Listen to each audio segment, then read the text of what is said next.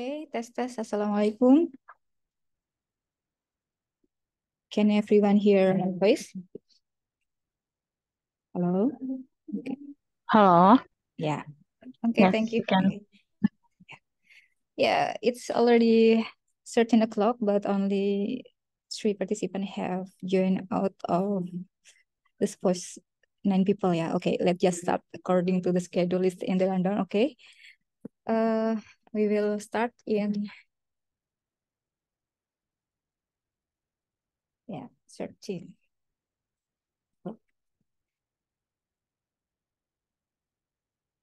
Kita mulai saja ya. Bismillahirrahmanirrahim. Assalamualaikum warahmatullahi wabarakatuh. Ya. Waalaikumsalam warahmatullahi wabarakatuh. Okay, good afternoon, honorable participants, speakers, and I think invited guests, and best wishes for all of us. I cordially welcome you to a very special series of events this year in International Conference on Religion, Science, and Education 2023. And let me introduce myself. My name is Fahrunisa. I'm from Piaut, UIN Sunan Kalijaga, Yogyakarta, and I will be moderating the exciting session that have been prepared for all of us. Okay. And this seminar is not only a forum for us to share knowledge and experience, but it's also an important momentum to strengthen international cooperation networks in the field of religion, science, and education. We have the privilege of being surrounded by leading thinkers, experts, and practitioners who have been willing to share their valuable insights. Okay,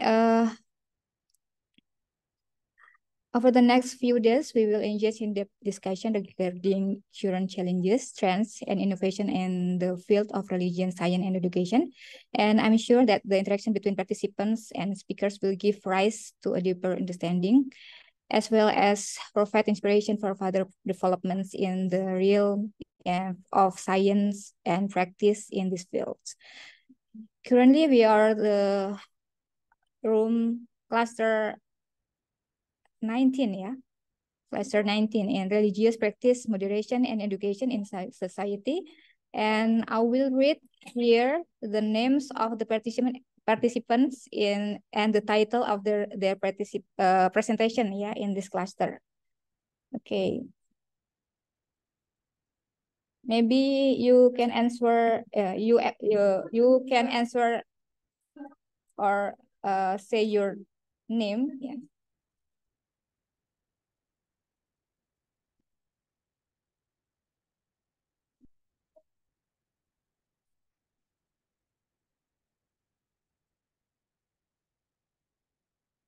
Okay. The first author in the list is Ratna Etikasari. Belum hadir ya. Ridaul Maufiroh. Alfia Ainun Nikmah. Belum juga. Muhammad Ainun Naim dan Jauharatun Nafisah. Ada ya. Dina Aulia Mildasari. Present. Oke. Ella Cahaya Pertiwi. Ella. Present. Ya. Anggraita Febriana. Anggraita Febriana. Anggraita ada juga ya. Rofiko Dwi Rahma. Atika. Oke. Just 1, 2, 3, 4 ya. I think 4 participant here. Okay. No problem ya. I'll give turns based on the order of the names on the list. So the first presenter nanti adalah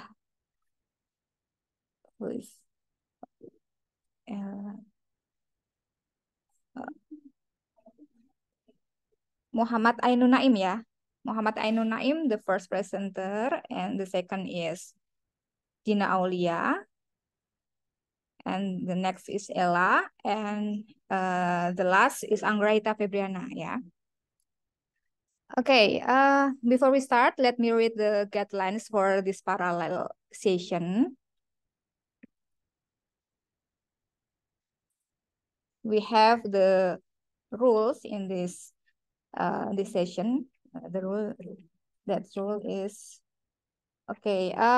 First, you must to all the participant is sorry. Oh yeah. All the audience should mute the audio and turn on the video, yeah, before starting the session, yeah. So you must to turn on your video for Anggraita and maybe Muhammad Ainun Naim, yeah. Okay. And don't worry about the language. You can use two language in here because all of the participant is, I think, from Indonesia, yeah. So you can use English or bahasa. It's okay, no problem. So okay, before we start this session, okay, kita mulai dulu dengan membaca basmalah ya. Bismillahirrahmanirrahim. Okay, let's welcome our guest speaker for the first time. I invite you. Are you ready, Muhammad Ainun Naim? Muhammad Ainun Naim, are you ready? Are you there? Can you Baik. turn on your video? Bisa menggunakan bahasa Indonesia saja ya, Bu? Ya, boleh, silahkan. Tapi bisa dinyalakan kameranya ya.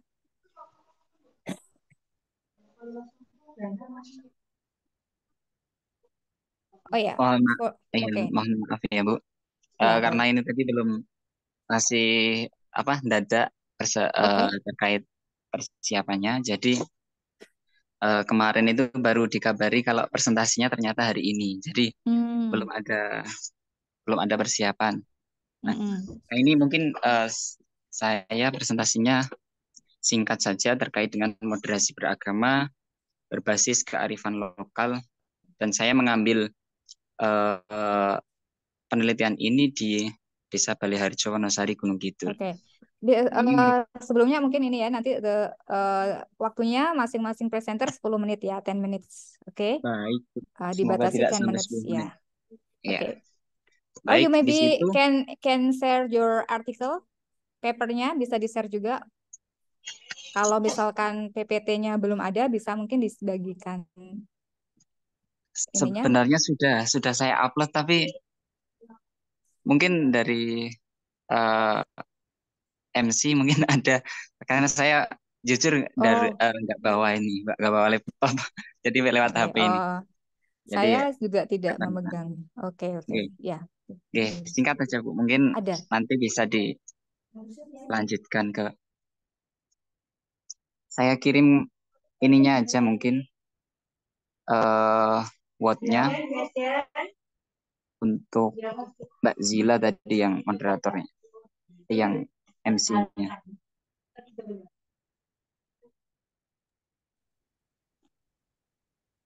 Okay, I think Zila will help you to share the paper ya. Zila.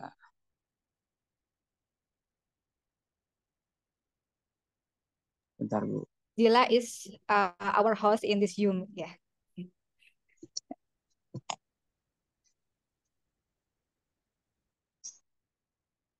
Mungkin bisa dimulai.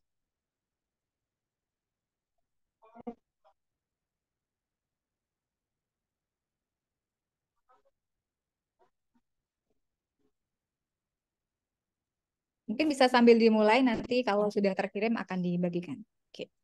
Oh baik Bu, tak kirim dulu sebentar.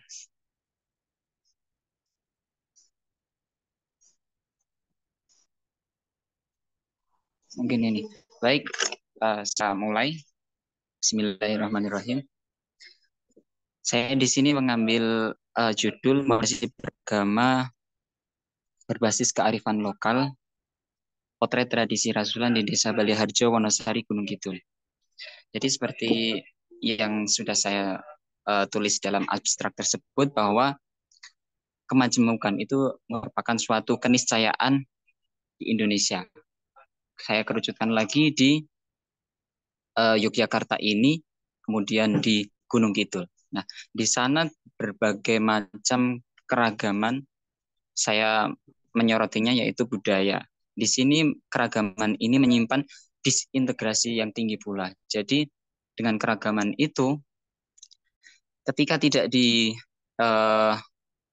disikapi dengan bijaksana, maka akan terjadi pula disintegrasi atau gesekan-gesekan di situ.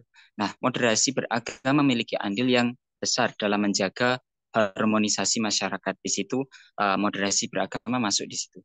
Relasi antara agama dan tradisi di sini merupakan pilar penting dalam penguatan moderasi beragama. Seperti kita tahu sendiri dalam buku yang dikeluarkan oleh Kemenak, itu ada 4 indikator dari moderasi beragama itu. Satu, komitmen kebangsaan, kemudian toleransi, ketiga anti kekerasan, kemudian yang keempat adalah akomodatif terhadap budaya lokal.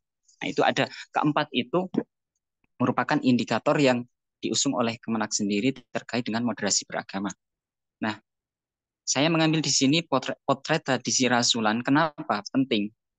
Karena rasulan itu ketika ditelisik lebih jauh ternyata menyimpan berbagai simbol, identitas, nilai luhur, dan di situ ada ritus-ritus yang menarik untuk dikaji ulang, menarik untuk diangkat kembali.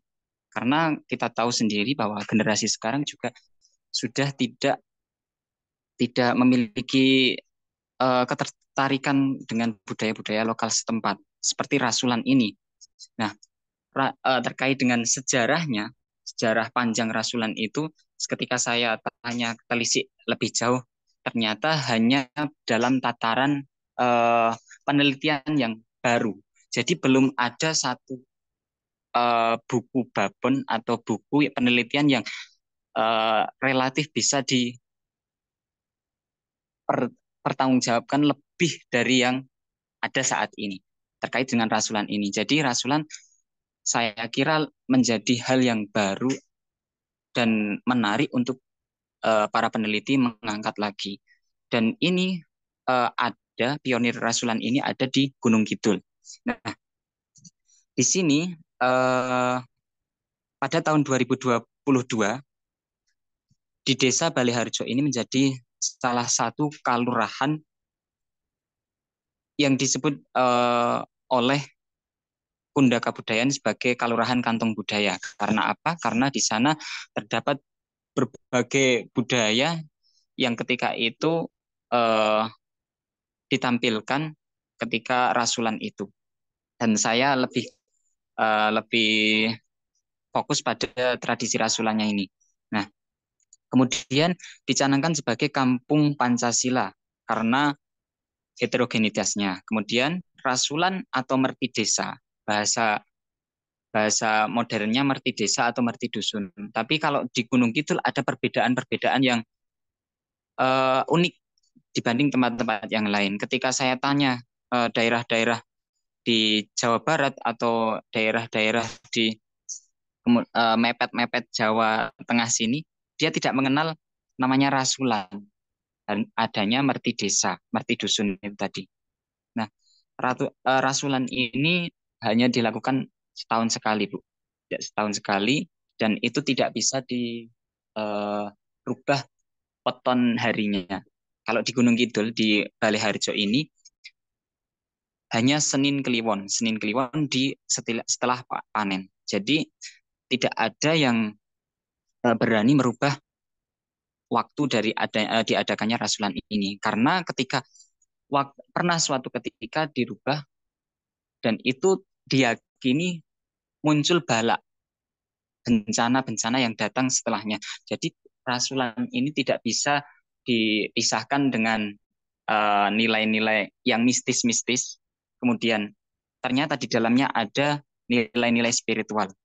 ada juga gini, ketika rasulan itu dimaknai sebagai permohonan atau rasa syukur seseorang atau warga setempat terhadap roh atau kalau bahasa ini di sini danyang yang bau rekso di situ. Jadi ada danyang yang dihormati di situ. Ada roh halus yang dihormati di situ. Tapi seiring dengan berjalannya waktu, ternyata adanya pemaknaan-pemaknaan dalam simbol-simbol itu. Seperti ada gunungan, ada kirap, ada reok, tarian, kemudian ada suatu tempat yang dijadikan untuk upacara rasulan itu. Ketika dimaknai, ternyata syarat akan nilai-nilai keislaman, seperti gunungan yang nyawiji kepada nyawiji atau hubungan hablum minallah, hablum minannas, kemudian lainnya hablum minan alam. Itu di situ ada terkait dengan gunungan. Nah, tapi saya tidak fokus ke situ karena sebenarnya penelitian belum selesai dan ini baru permukaannya saja terkait dengan moderasi beragama. Tapi sudah dapat saya ambil kesimpulan bahwa di sini ada hasil yang menunjukkan bahwa Desa Baleharjo itu menjadi tempat persemaian budaya dan kearifan lokal sekaligus menjadi model keberagaman di tengah pluralitas agama. Di sana ada tiga agama, yaitu Islam, Kristen, kemudian Katolik, dan masing-masing memiliki tempat ibadah dan ada di desa tersebut. Jadi beriringan begitu. Kemudian kehadiran agama tidak dihadapkan secara diametral dengan budaya, melainkan saling terbuka dan dalam membangun dialog. Terbukti di sini, ketika rasulan ada, itu ada 3 ritual yang diadakan. Di sana ada mujahadah atau pengajian. Kemudian setelah itu mereka melakukan misa. Kemudian setelah itu dia melakukan kebaktian, tapi tentu diikuti oleh mereka yang sesuai dengan keagamaannya, tapi tidak terkesan tidak campur aduk, tapi di situ tetap mereka menjaga kerukunannya. Itu terkait dengan kehadiran agama tidak dihadapkan dengan diametral dengan budaya. Kemudian yang ketiga, rasulan sebagai modal sosial kultural merupakan salah satu tradisi yang syarat makna moderasi. Beragama tercermin dalam penggunaan simbol, identitas, nilai luhur, dan ritus-ritus. Nah, di sini saya akan sebagai penutup akan membangun sebuah relevansi dari rasulan sendiri, kemudian dihubungkan dengan moderasi beragama. Ternyata di sini moderasi beragama itu memiliki empat indikator tadi yang saya sampaikan.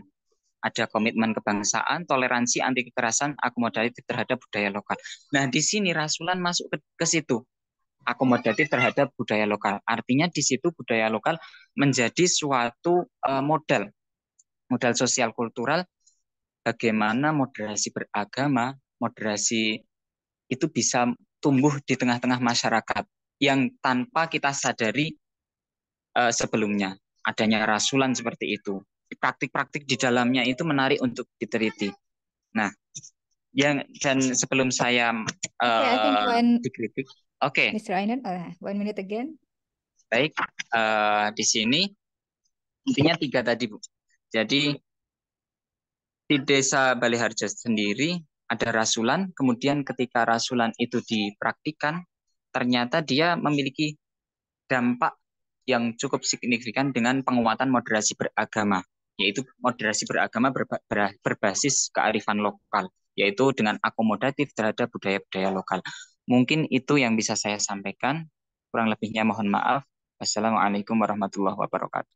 Okay, Waalaikumsalam warahmatullahi wabarakatuh. Yeah, thank you, Mr. Ainun, for your presentation. Okay, about rasulan tradition ya in Gunung Kidul, and I think this tradition is a form of gratitude from local residents, which I think may have similarities with the village, with Merti Desa, ya, Merti Desa tradition in Sleman or in other areas of Jogja, I think, yeah. And it's interesting, yeah. Rasulan is also a form moderasi beragama, ya, religious moderation. Okay, the next presenter after Mr. Ainun. Oh, this. I think Ratna Etika Sari Agus. Oh yeah, ready here? Okay. Sorry for Dina Aulia because I give the time for Ratna Etika Sari, ya. And maybe after Ratna, the next is Dina. Okay. Okay, for Ratna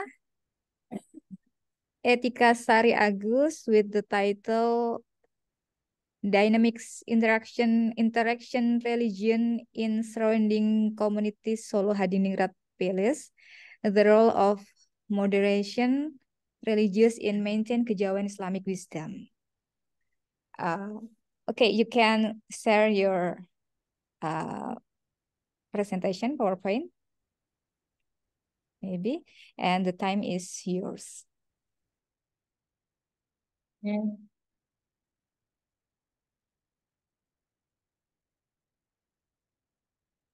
Terima kasih sudah terlihat teman-teman ya.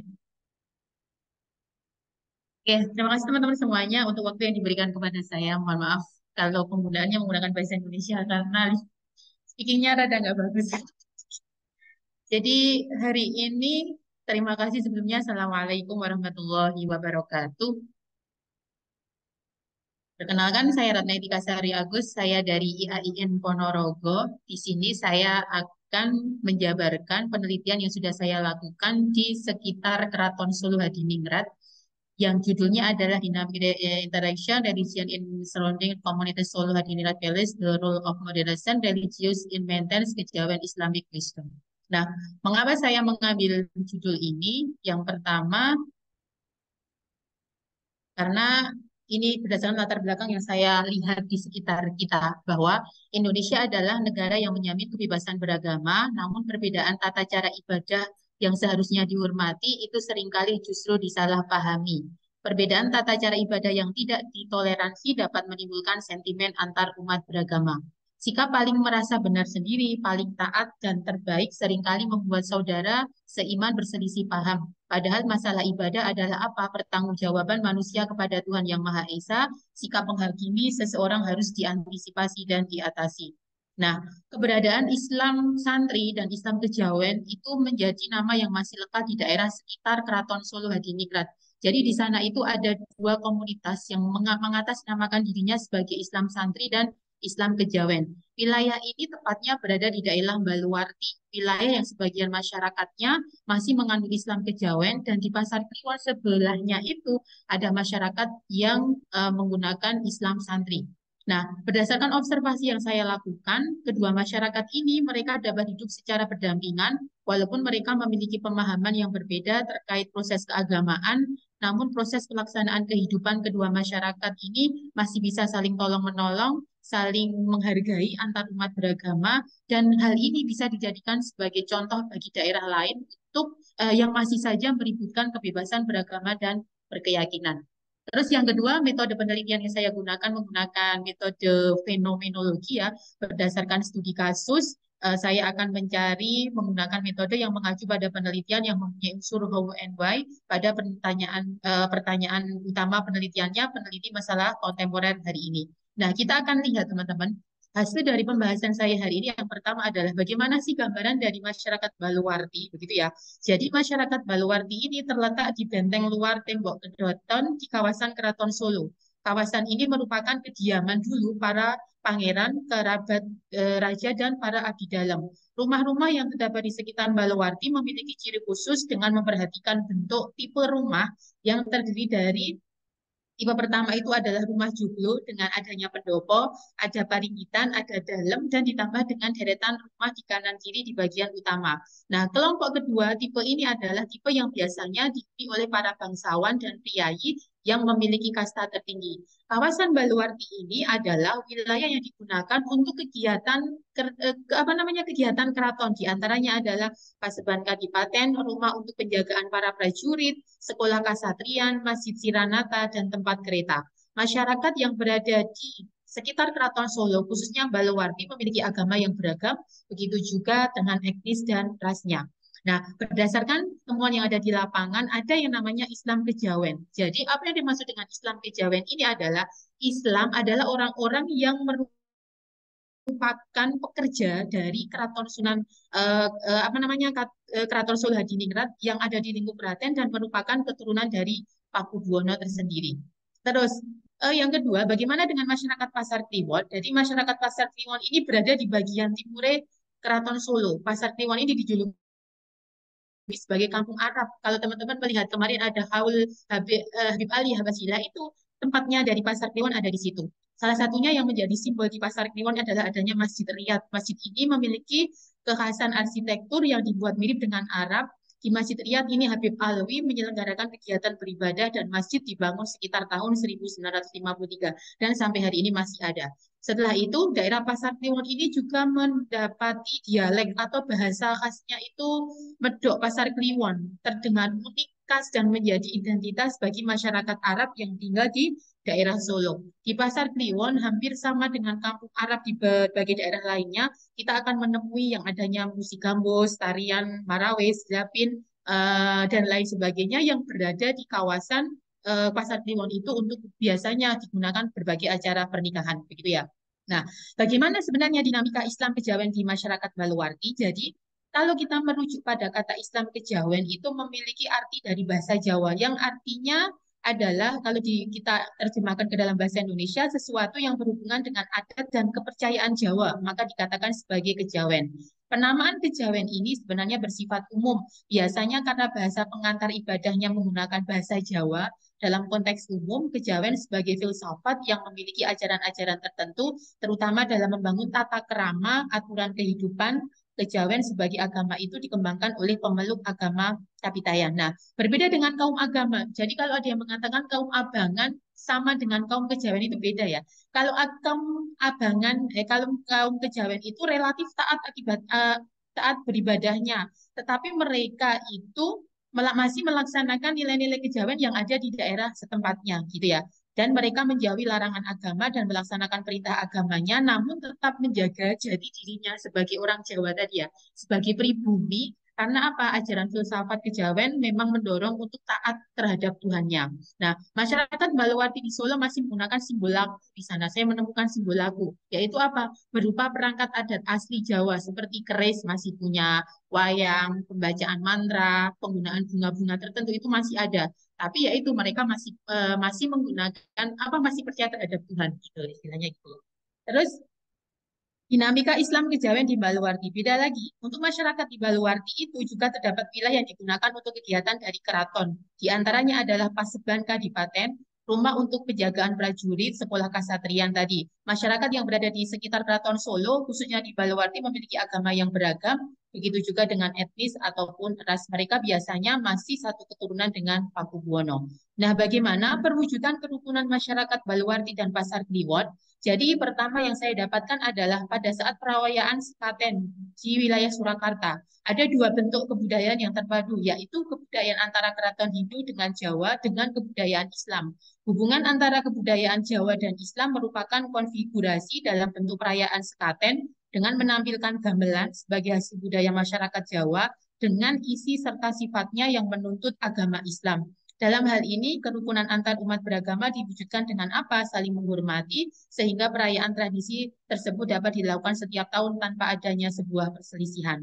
Terus yang kedua yang saya dapatkan adalah di wilayah Pasar Kliwon terdapat pondok pesantren. Kalau teman-teman tahu, seringkali terdapat berbagai pengacara seperti kemarin Haul Habib Ali Muhammad Al-Habsyi itu sampai berapa ratus ribu orang yang datang tumpah ruah ke sana, itu menjadi daya tarik tersendiri ternyata bagi umat Islam. Dalam acara yang besar ini biasanya masyarakat Baluarti pun ikut serta berpartisipasi di antara menjadikan kawasan alun-alun utara dan selatan sebagai salah satu kantong parkir. Mereka juga membuka rumah-rumahnya untuk bisa ditempati untuk orang-orang yang melakukan proses haul tersebut begitu.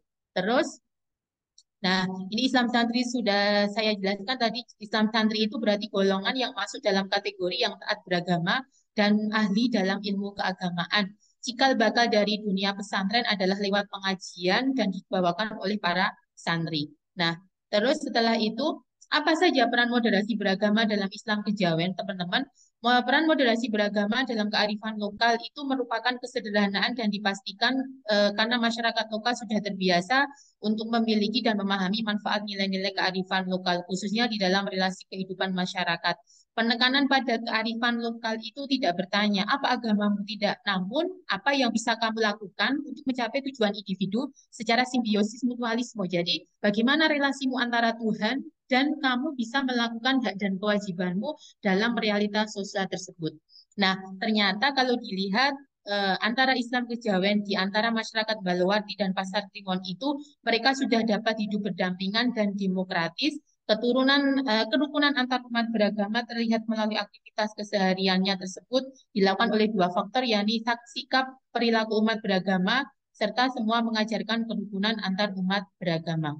Terus yang terakhir teman-teman, dalam hal yang saya dapatkan ternyata ada prinsip-prinsip dalam moderasi beragama. Saya menempatkan ada 4.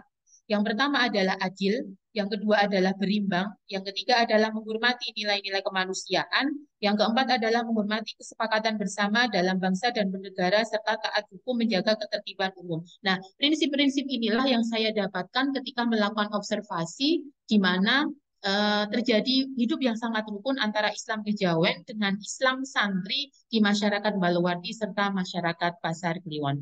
Oke, simpulan terakhir dari presentasi hari ini adalah penelitian dilakukan di kawasan Keraton Solo Hadiningrat menunjukkan bahwa masyarakat itu bisa hidup harmonis dengan budaya yang masih dilestarikan. Kehidupan masyarakat Islam kejawen dan Islam santri yang rukun ditunjukkan berdasarkan hasil penelitian yang telah dilakukan. Kesimpulan dari penelitian ini adalah satu, masyarakat Islam kejawen dan santri dapat bertoleransi dan hidup menghargai. Yang kedua adalah perwujudan visi moderasi dalam masyarakat Islam kejawen di Membaluwati, di antaranya menggunakan tadi 4 prinsip: keadilan, menghormati nilai kemanusiaan, bersama dalam sebuah keagamaan, berbangsa dan bernegara, dan prinsip taat hukum. Nah, saya menuliskan ini, hasil penelitian ini diharapkan menjadi contoh yang bermanfaat bagi kehidupan beragama di Indonesia, khususnya berkaitan dengan toleransi antara Islam kejawen dan Islam santri di berbagai daerah. Alhamdulillah, terima kasih untuk waktu yang diberikan kepada saya. Semoga apa yang saya paparkan menjadi manfaat. Terima kasih.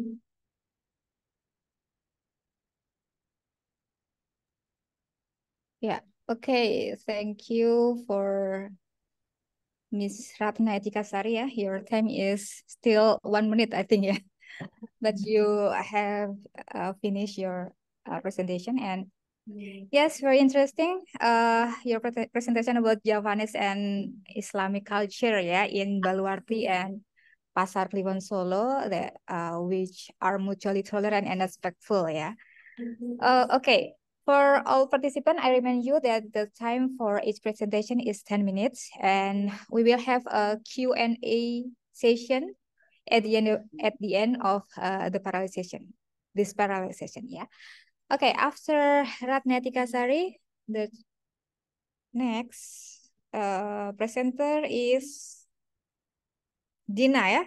Okay, for Dina Aulia, you can prepare your PPT. Dina Aulia will present about new trends of literacy transformations, values of religious education in digital era. Okay. Okay, Dina, the time is for you. Yeah. Okay, thank you, Miss Nisa. Is everyone hear my voice? Yes. Yes. Okay. Very Maybe clearly. okay, thank you. Maybe in this presentation I will use English and Indonesia, but I will try to full use English. Okay. Wait a minute. I will.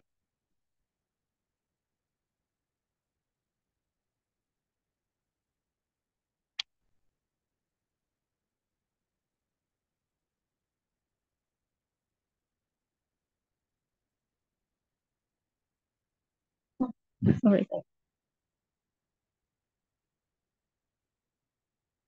Wait a minute, I will try to.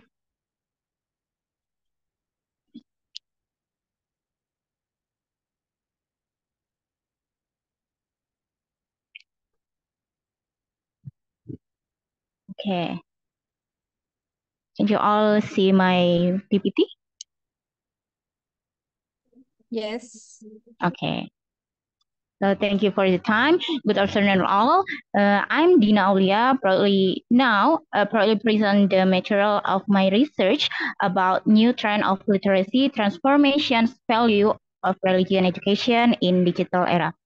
Why I choose this title or this matter? Because we know that literacy is related to a major achievement of society, as well as literacy skills can determine the outcome of life, such as success, high socioeconomic status, and we know that literacy has attention of how digitally mediated and writing practice are mobilized to construct knowledge, social relationship, and also identities.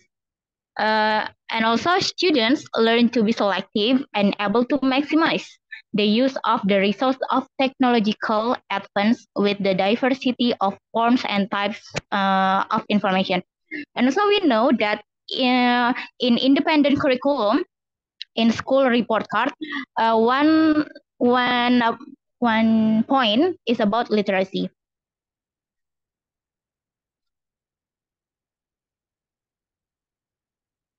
Okay, I will talk about how teachers expose integrate religious education with digital literacy, and also the second one is the challenges and the opportunities religious education in digital era. And about material method, I use discussion of this research use the descriptive qualitative research method, and place, the school, I choose State Senior High School Alvan in Borong or in East Nusa Tenggara. Why I choose this school? Because as far as I can see, the use of mobile phone here in student is only related to social media. Maybe they use just for Facebook, TikTok, or etc. like that. And so I try to direct them to explore their digital skills to do basic editing, I guess. Yeah. So maybe in the school of the you guys, in school, maybe in Japanese environment, Canva is very common and commonly used. But in my school, in this school, Canva is not well known. So I will introduce them to using Canva for editing, just the basic editing, I guess. Yeah. Okay. Next one is result and discussion. The first one is religious education in the digital era. In religious learning, it is not only conveying knowledge material, I guess, but how to internalize religious values in the student. Tidak hanya mengajarkan, tetapi juga sebaiknya, seharusnya guru-guru itu menginternalisasi nilai-nilai keagamaan kepada siswa. Religious teachers are required to always innovate, develop, and look for new things or methods that can motivate student in learning and support learning. Jadi sebisa mungkin guru agama itu tidak monoton hanya ceramah, ceramah, dan ceramah. Karena biasanya yang saya tahu itu yang berinovasi itu mungkin seperti guru IPA, guru IPS, dan sebagainya gitu. Oke. You can look in my PPT. There is class activities using Canva. So the first one, I use grade 9 student during religious education subjects are divided into 4 until 5 group study, where each group has 1 until 2 mobile phones to support their digital literacy. Jadi di sekolah saya itu tidak semuanya memiliki HP yang memadai seperti itu. When they have gathered into the group, their respective group, and students are welcome to choose and search for stories about prophet ya, cerita-cerita nabi-nabi seperti itu. And teacher guide the student to find and process information obtained on the internet, and the teacher as a facilitator in this classroom. Okay. When the teacher give direction to search for reading on the internet, mencari bahan-bahan bacaan di internet, the students are able to identify the reading what they want. After being given time to read the reading or the story, then the students are given to freedom to be creative in the Canva application to make comics from the readings they read before. Jadi saya itu menyuruh mereka untuk mencari bahan bacaan yang mereka inginkan dan sehabis itu mengaplikasikannya ke dalam aplikasi editing Canva. Saya menyuruh mereka untuk membuat editing basic, editing yang dasar untuk membuat komik.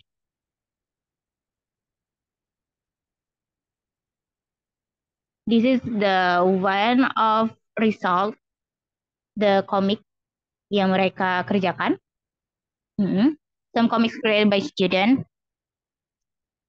And for your information, in my school, majority is Catholic. So you can see the comics is about the Jesus or etc. like that. Yeah.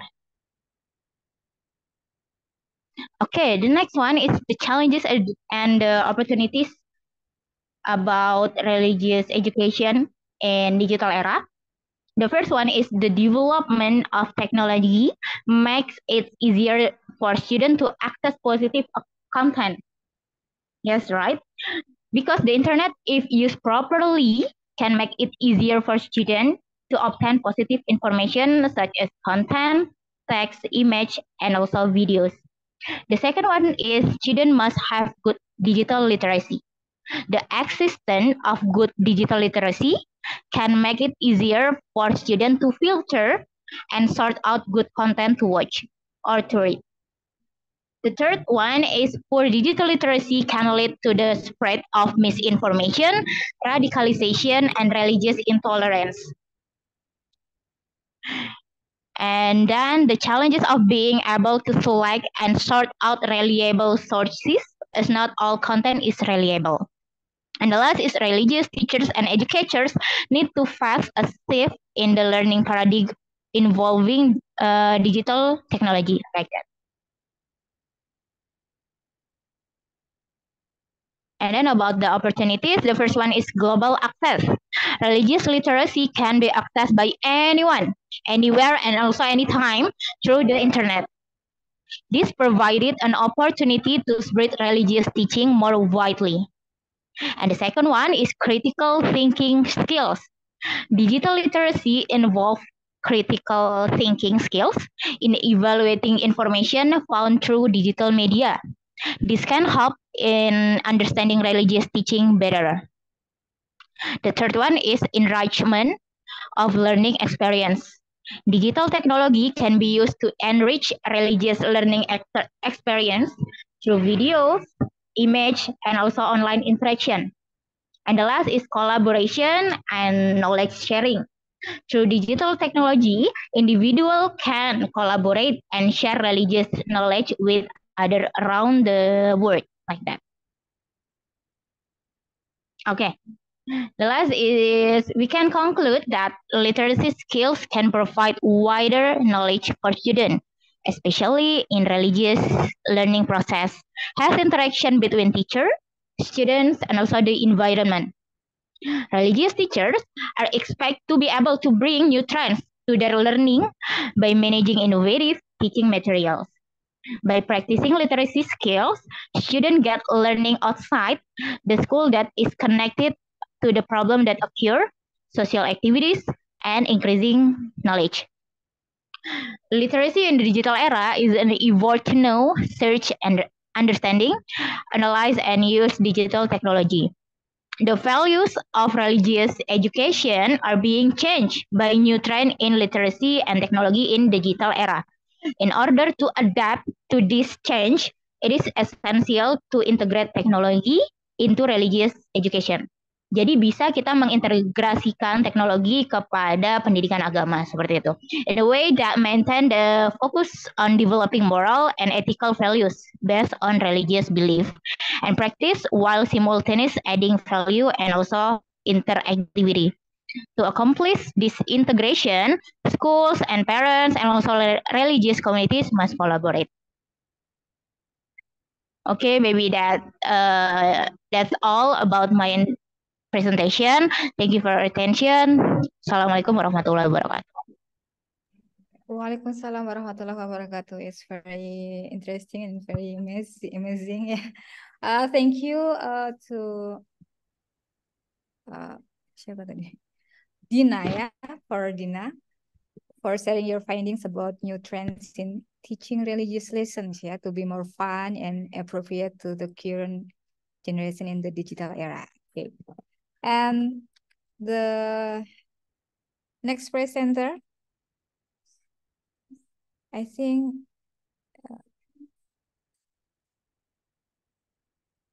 Ella, ya. Ella, are you ready? Ella Cahaya Pertiwi, ready? Ready. Okay. Ella will present her paper about religious implanting analysis of fourth graders of Baitul Izzah Elementary. Okay. Okay, Ella, 10 minutes for you. Okay. You can share your presentation.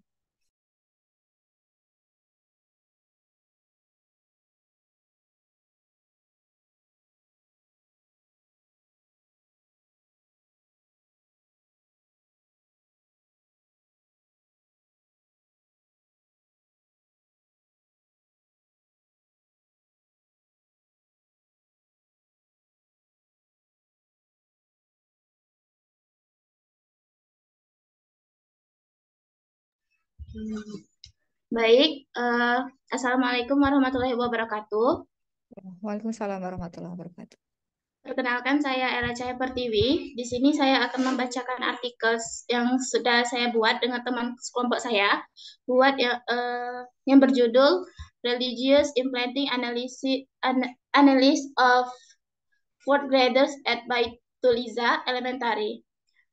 Di sini maaf apabila pelafalan Inggris saya kurang fasih. Nah, langsung saja introduction in this article.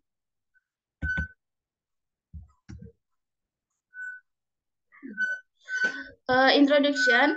According to Wahyudi, in 2016, that religion can include human relationship, including human issue or social cancer, such as devotion, health, brotherhood, caring, empathy, cooperation, tolerance.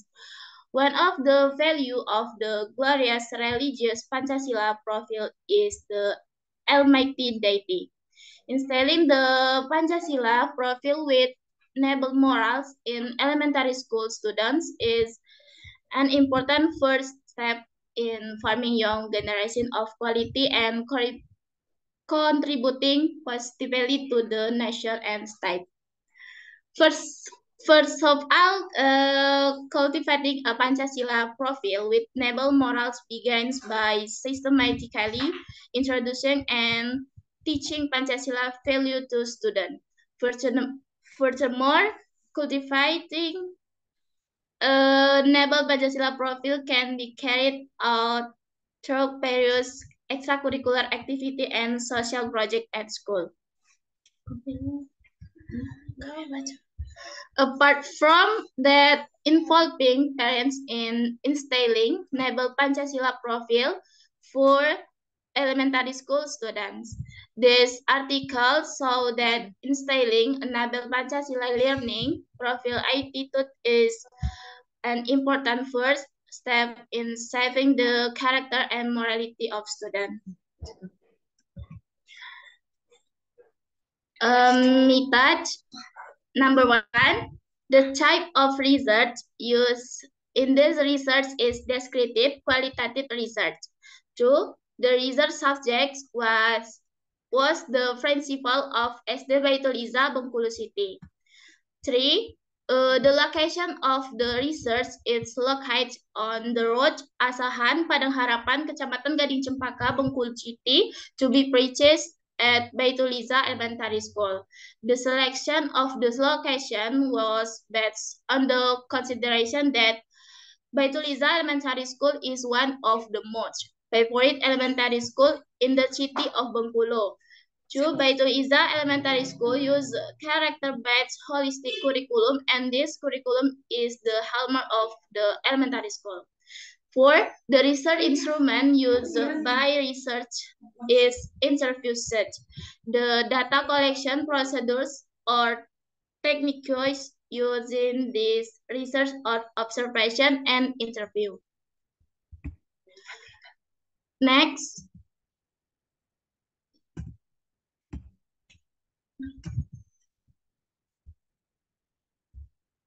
Research and discussion. SDIT Baitul Izzah has implemented the Pancasila student profile effectively. One of the elements emphasized is heaven-able morals, religious value that help them implement within learning and everyday life. For example, students actively carry out daily worship activity. Starting with the morning, the duha prayer followed by reading the Quran.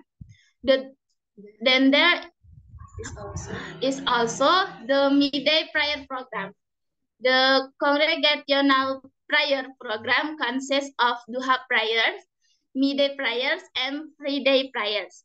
Apart from that, there is also a program that encourages love for Allah Subhanahu wa Ta'ala and all of His creation. This program takes the form of Monday, Thursday, fasting activity involving teachers and students. Then the Bilal Imam Taqwa or Islamic Building Camp Night program is held at night and aims to shape strong Muslim character and personality. Apart from that, there is also BPA or Islamic Personal Development program which discuss issue of jurisprudence and fight every Friday. Then there are also social activity in order to implement noble moral attitudes such as activity to help the community when Bengkulu experienced disaster. At Baitul Izzah Elementary School, there is also an extracurricular that instills a religious attitude, namely tahfiz. From program social and extracurricular activity that prioritize religious attitudes can be cited that SDIT Baitul Izzah Bengkulu City has implemented Pancasila student profile with a religious character. Next.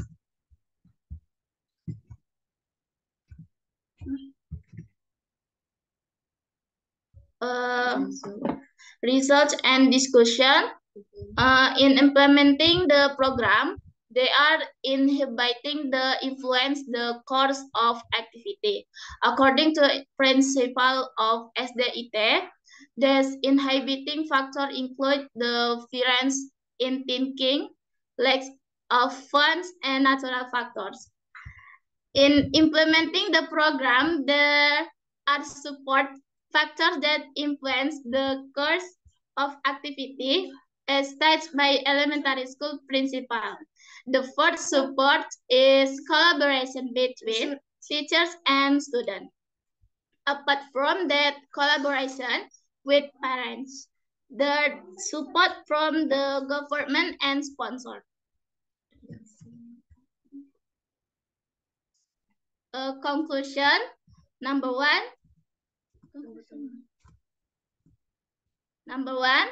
SDIT Baitul Izzah Bengkulu City has In implementing the Pancasila student profile with a religious character. 2. The element of noble character, which is one of the important elements of the profile, has been implemented through various programs, social activity and extracurricular activity at school. 3. It can be concluded that SD Iteba Ituliza, Bengkulu City has success in implementing the Pancasila student profile with a focus on the religious character of its student.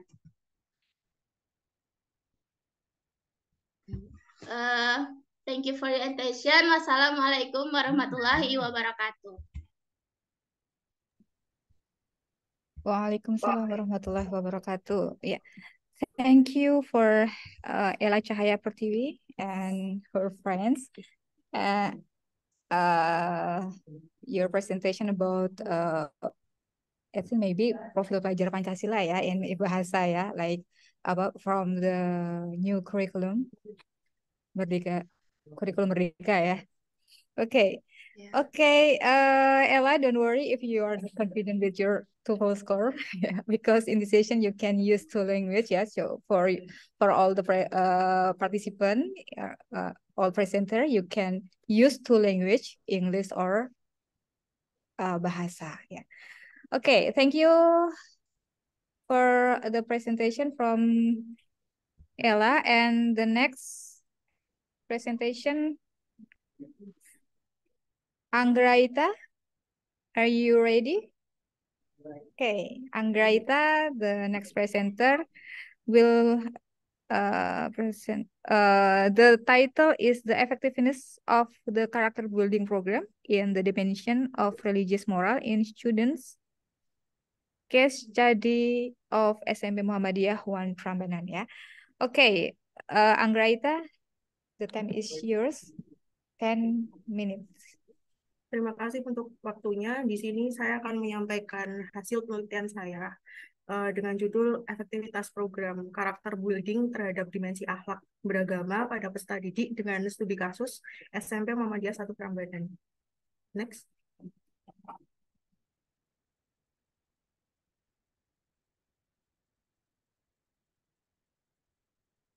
Untuk screen layarnya mungkin bisa dilanjutkan.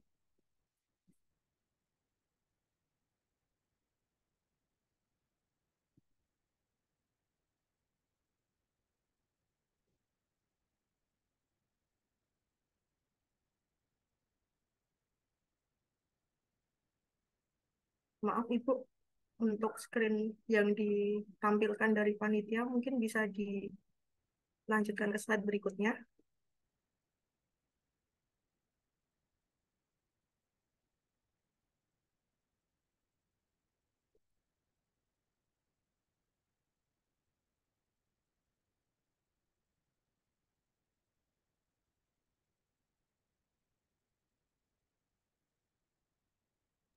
I think we have problem. We will. Okay.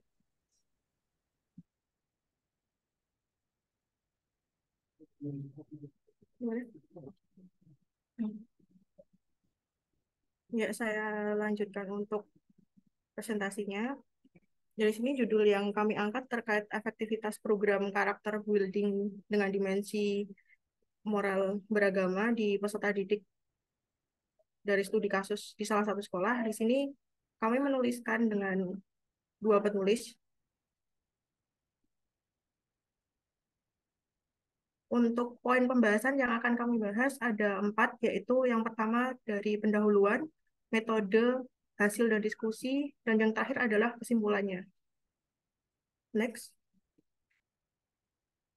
Dari pendahuluannya, kita akan membahas 3 pokok bahasan. Yang pertama yaitu pendidikan sebagai alat untuk menciptakan generasi yang memiliki karakter dan bermoral. Kemudian yang berikutnya ada krisis karakter di dalam lingkungan pendidikan. Dan yang terakhir adalah pelaksanaan karakter building di SMP Muhammadiyah 1 Prambanan. Yang pertama dari pendidikan sendiri itu sebagai alat untuk mencetak generasi yang berkarakter dan bermoral etika tinggi. Karena dari penanaman nilai-nilai karakter tersebut bisa dimasukkan ke dalam setiap program sekolah, baik di intra maupun ekstrakurikulernya. Nah, hal senada juga diungkapkan bahwa salah satu titik tekan dari tujuan pendidikan nasional itu selain penguasaan materi ilmu pengetahuan, juga teknologi dalam mewujudkan peserta didik yang berkarakter. Kemudian, penekanan program tersebut membuktikan bahwa perilaku karakter baik bagi peserta didik itu memiliki posisi penting dalam menopang peradaban bangsa yang akan datang. Selanjutnya, di keadaan krisis karakter di dunia pendidikan, kita tahu bahwasanya ada banyak permasalahan pendidikan ya, mulai dari ada kasus kekerasan, bullying, dan sebagainya. Di situ terjadi sejalan dengan kemajuan teknologi informasi yang berbasis digital, yang mana kian digandrungi oleh para remaja dan tidak dibarengi dengan baiknya karakter mereka ketika bersosial media, yang mana malah memberikan dampak buruk bagi keberlangsungan hidupnya. Dari dua faktor esensi mengapa terjadinya krisis karakter tadi, yang pertama itu terjadi karena adanya arus globalisasi yang tidak terfilter dengan baik sehingga menyebabkan degradasi dari budaya dan moral sendiri. Kemudian yang kedua, terjadinya nilai-nilai karakter yang belum terintegrasi dalam segala dimensi kehidupan peserta didik. Nah, di sini pokok bahasan dari hasil penelitian kami dilatar belakangi dengan pembahasan karakter building di lingkungan sekolah dan penekanannya yang dilakukan berdasarkan pelaksanaan kurikulum merdeka, khususnya nanti di salah satu dimensi dalam profil pelajar Pancasilanya. Berdasarkan kajian literatur yang sudah saya sampaikan sebelumnya, sejalan dengan penelitian tadi, maka penelitian ini akan mengupas permasalahan dari upaya pada kasus-kasus nilai karakter di lingkup sekolah. Nah, yang ditinjau itu tentang bagaimana dampak program karakter building di SMP Muhammadiyah 1 Prambanan yang dapat mengubah karakter peserta didik secara signifikan dan tentunya akan mewujudkan salah satu tujuan besar dari sekolah tersebut, yaitu dengan tagline sekolahnya anak soleh. Bisa dilanjutkan?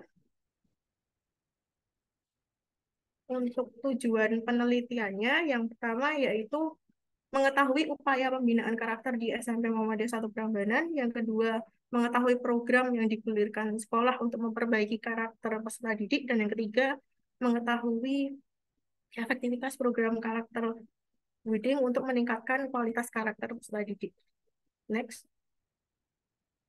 Metode yang digunakan dalam penelitian kami yaitu kualitatif research dengan metode Miles and Huberman yang meliputi 4 tahapan, yaitu pengumpulan data, penyajian data, reduksi data, dan penarikan kesimpulannya. Untuk pengumpulan data sendiri dilakukan dengan interview dan observasi melalui subjek 25 peserta didik kelas 8 di SMP Muhammadiyah 1 Prambanan dan guru Ismudaya.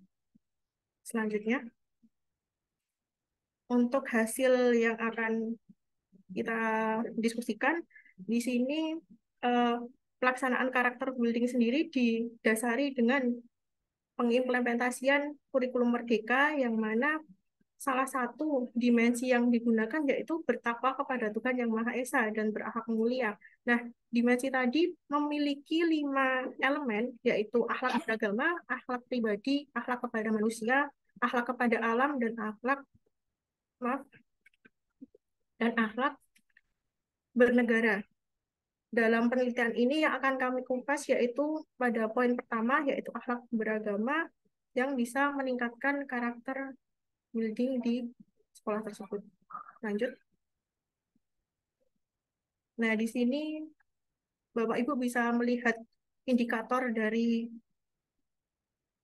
karakter akhlak beragama tadi. Yang pertama yaitu memahami kehadiran Tuhan dalam kehidupan sehari-hari serta mengaitkan pemahamannya tentang kualitas atau sifat-sifat Tuhan dengan konsep peran manusia di bumi sebagai makhluk Tuhan yang bertanggung jawab. Yang kedua, memahami makna dan fungsi unsur-unsur utama agama atau kepercayaan dalam konteks Indonesia, membaca kitab suci, serta memahami ajaran agama, kepercayaan terkait hubungan sama manusia dan alam semesta. Dan yang ketiga yaitu melaksanakan ibadah secara rutin dan mandiri. Dari indikator tadi, kita pecah lagi menjadi beberapa subindikator, yang mana itu menjadi bahan sebagai kami melakukan observasi dalam pengambilan data. Untuk subindikatornya bisa Bapak Ibu lihat di bagian kolom sebelah kanan. Selanjutnya, untuk hasil yang diperoleh dari 25 peserta didik tadi dan interview dari guru Ismuba, hasil perhitungan subindikator tadi kemudian kami buat dalam bentuk persen. Untuk indikator yang pertama memperoleh persentase sebesar 89,33%, indikator kedua 77,33%, dan indikator ketiga 46%. Untuk indikator yang pertama, hasil tersebut didukung dengan banyaknya respon positif peserta didik terhadap subindikator, khususnya rasa tanggung jawab sebagai peserta didik, yang mana indikator tanggung jawab sebagai peserta didik ini tergambar dalam aktivitas sehari-hari berdasarkan hasil wawancara, bahwasanya kesadaran mereka terhadap tugas dan kewajibannya kadang menunjukkan hasil yang lebih baik seperti itu, khususnya dalam menjalankan atau melaksanakan tugas dari Bapak Ibu guru. Kemudian untuk sikap tanggung jawab ini menjadi sangat penting dalam dunia pendidikan dan harus diinternalisasi pada diri peserta didik karena akan membentuk karakter hingga menjadi manusia dewasa, yang mana bekal tersebut akan menjadi modal dalam mereka menghadapi kehidupan di masa yang akan datang, seperti itu. Kemudian hasil yang kedua dari indikator yang diperoleh yaitu 77,33%. Hal ini dibuktikan dari respon positif yang diperoleh.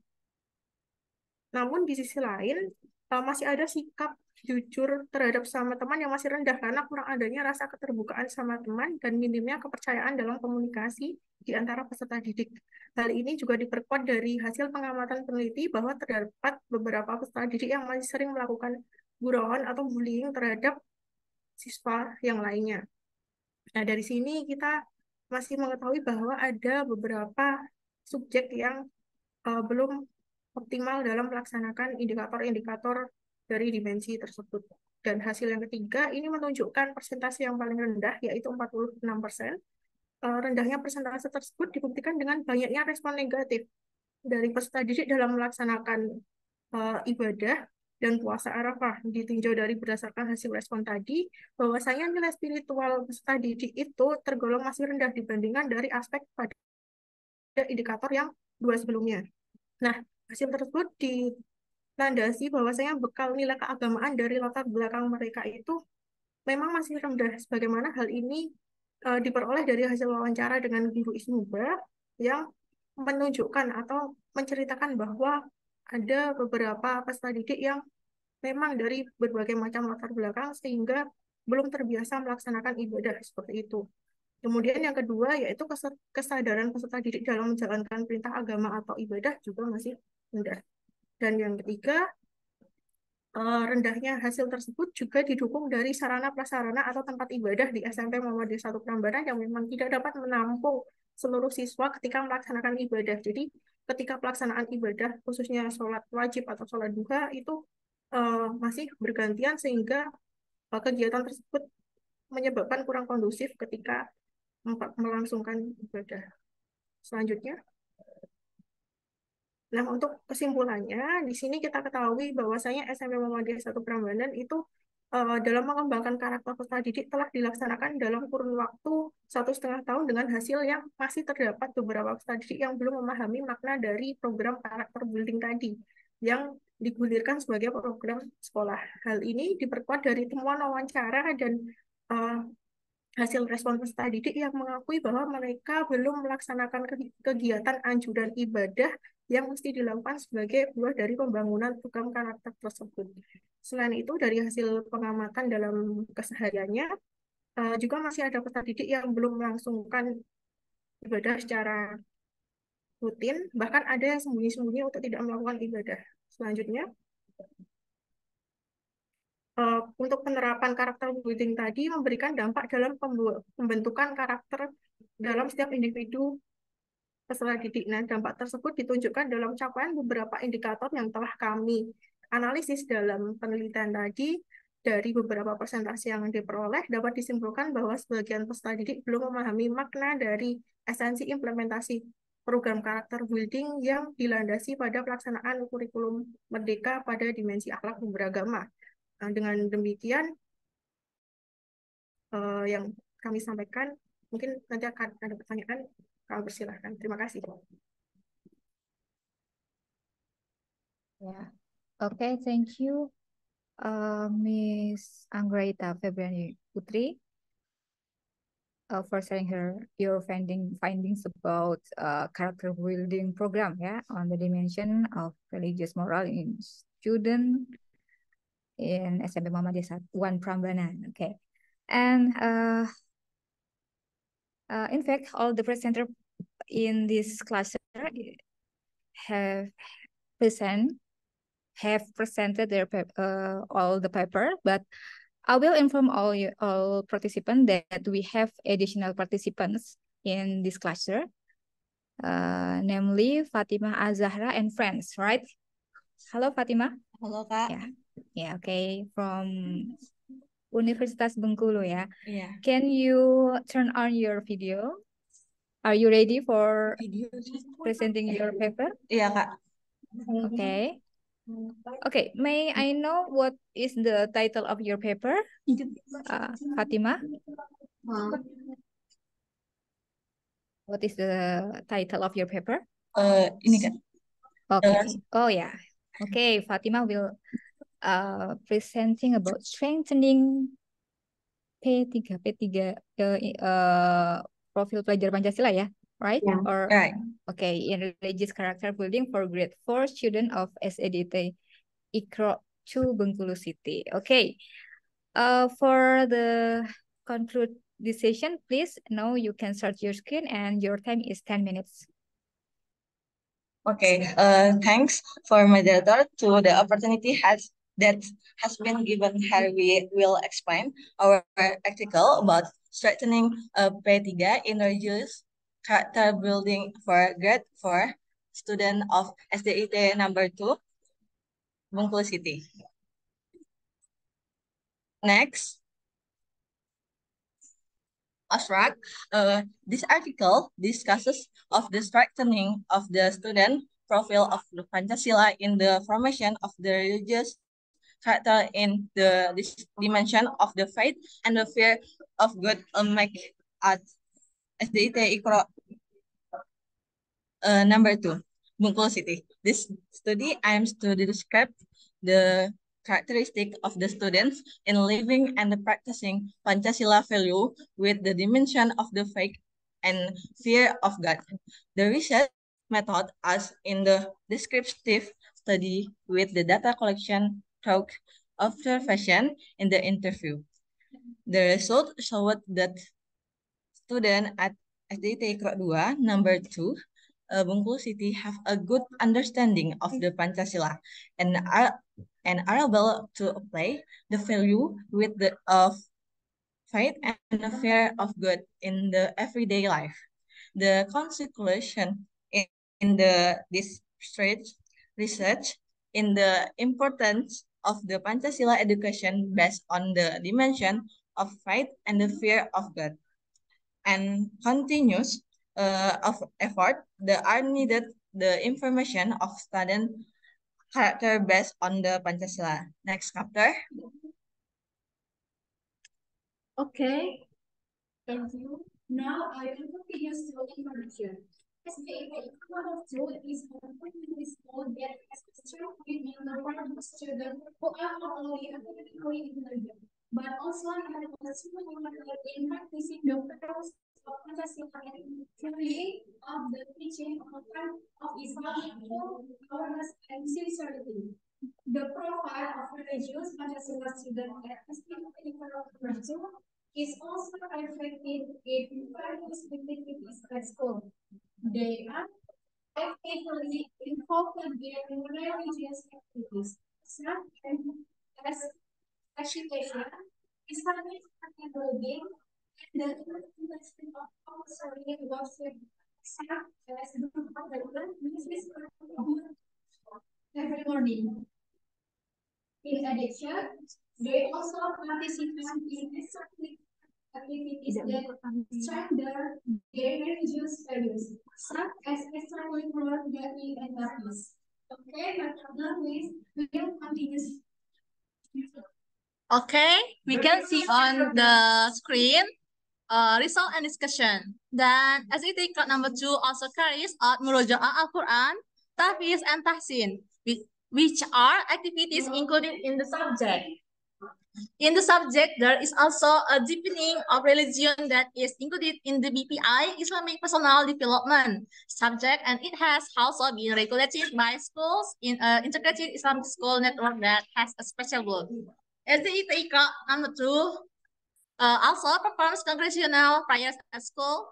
Prayers performed at school, namely in the morning, students, teachers, and school residents perform duha prayers. In the afternoon, they perform dhuhr prayer for high classes. They perform as prayer in the afternoon. The rest are carried out in their respective homes. Then, from the result of the interview with EN as the teacher of class 4B, SET club number 2 has a cultum activity. The cultum is usually carried out by the class every morning and every day before starting learning. While on Fridays, there is also a cultum, but first begins with reading the surah. Okay?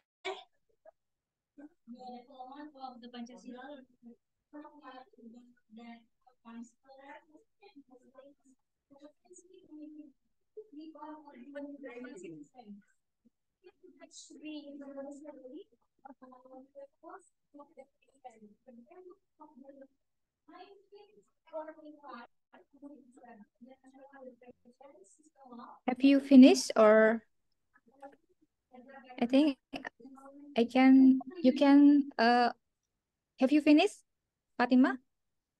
Because I can't hear your voice clearly. Sorry,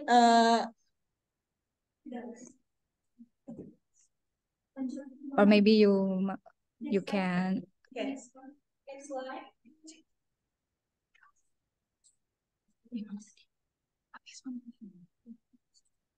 No, I can hear your voice clearly.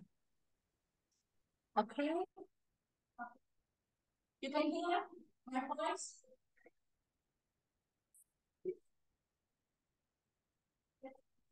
Conclusion. Based on the result of the study, it can be concluded that students at STIT Ikro 2 have a good profile in living and practicing Pancasila values, with the dimension of faith in God. Therefore, it is necessary to make continuous efforts in strengthening Pancasila education based on the dimension of faith and fear of God at STIT Ikro 2. This shows that integrate religious education and religious activities at school have a positive impact in shaping a solid characters based on Pancasila values. These measures can help SDIT Ikro 2 in strengthening Pancasila education based on the dimension of faith and fear of God to provide a solid foundation for the formation of student characters based on Pancasila and ultimately will help in forming a religious, patriotic, and ethnical generation in society. Thank you. Okay, thank you, Fatima and friends. I think all the participants have presented their each paper, and now we still have time for discussion or for Q&A sessions. Yeah, you can turn on your audio and ask for other ask question to the other presenters. Yeah, any question for the other presenters, maybe?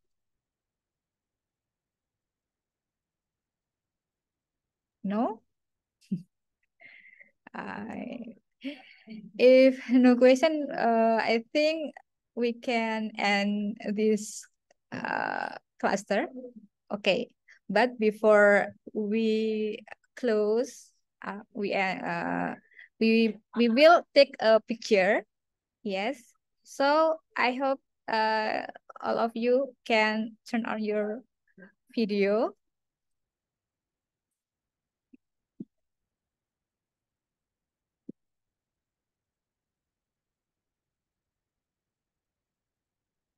Okay.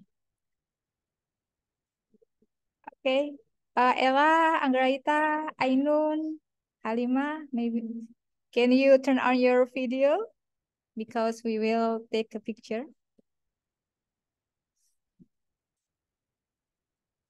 Mr. Ainun, are you there? Ah, Ella. Okay, Halimah tuh Sa'diyah.